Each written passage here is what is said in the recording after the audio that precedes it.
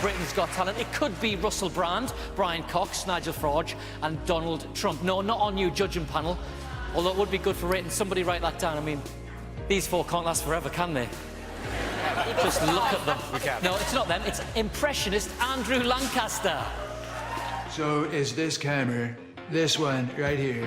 Okay. My name's Andrew Lancaster, I'm 32 and I'm an impressionist. Ready when you are. I have dyslexia and dyspraxia, which meant at school I found things very difficult. I started doing impressions and that became the thing that I was actually good at. I've been trying to make a career out of performing now for about the last 15 years, and it's not been easy. I've worked in a biscuit factory, promotions, supermarkets, bin man for a little while. I've done all those different jobs to support me while I've been trying to get a career off the ground. Twinkle, twinkle, little star. A moment like my audition, it meant a great deal. It's always great on these shows like this when you discover someone like you. I'll treasure that. I really, really will.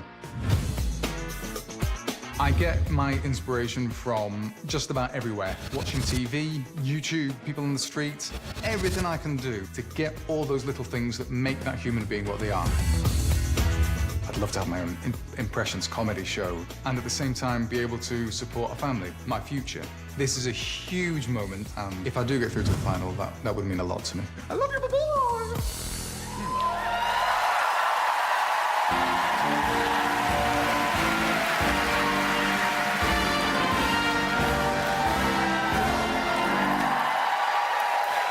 They said it had never happened, folks. They said it had never happened, but here we are, BGT.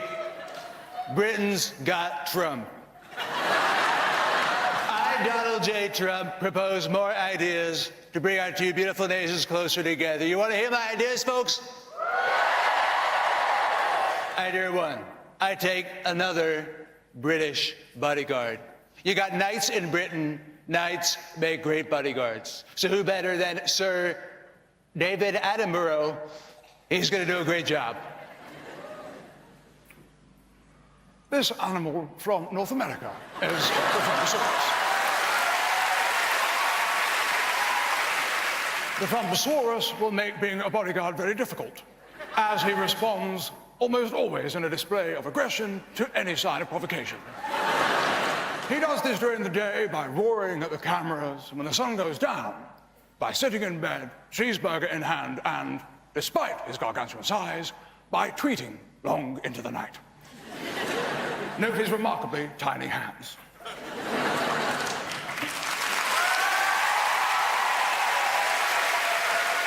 And we're going to build that cheeseburger, Sir David. Next, I was someone in charge of my show. You're in it. Britain's Got Trump. This is my show. I created it.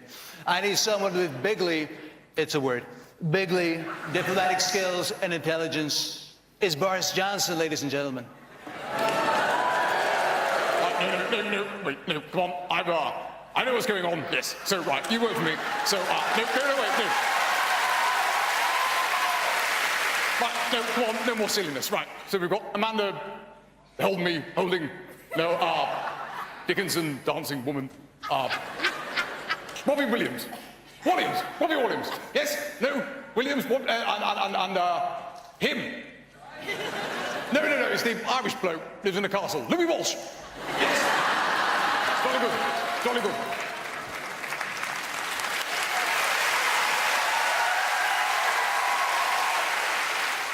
Something about that guy's hair I just love. Finally, folks, your Brexit.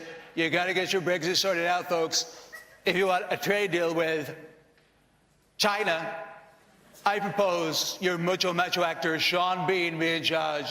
He's a very tough cookie. He's going to do a great job. Under the auspices of Donald Trump, I will take my men with sword and shield to France and slay every dragon in the EU. Hey, let's just build a great big wall. Champion.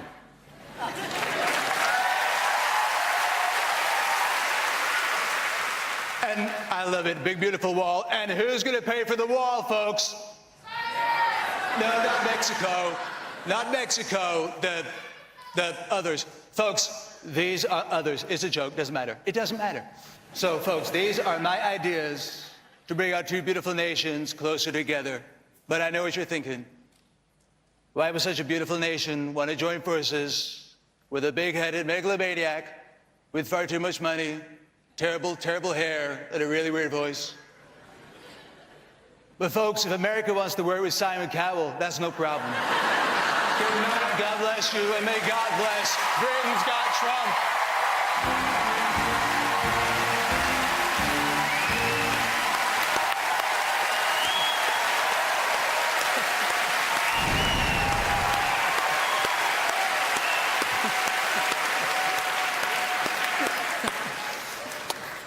Well, Simon.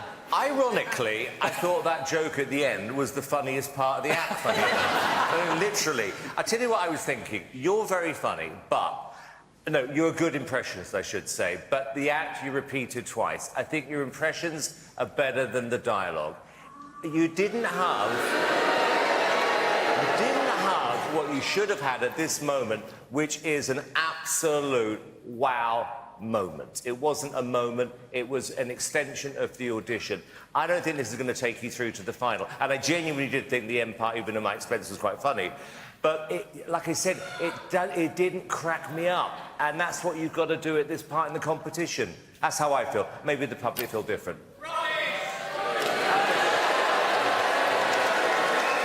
He's not renowned for his sense of humour. I thought it was very funny. The impressions are fantastic. I like that it was satirical as well.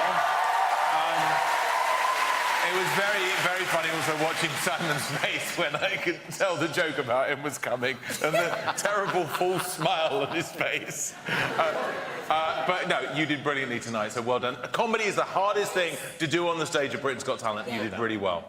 Yeah, I agree with David. It's such a hard thing to do. You've mastered the art of the impressions. I think you're brilliant and a really likeable guy, and I hope people at home enjoyed it because I thought it was very funny. So well done. Really good. I mean, just reiterating what David said, you know, there's no backing dancers. There were a couple of security men, but we weren't looking at that, you know, so this is the hardest thing for you to do because there's no backup. You did really, really well. You've also got a great face for this because it sort of, like, blends into all the characters, like cool. Sort of clay. It's very good. Brilliant. You have a clay face. I think that's a compliment. I think so.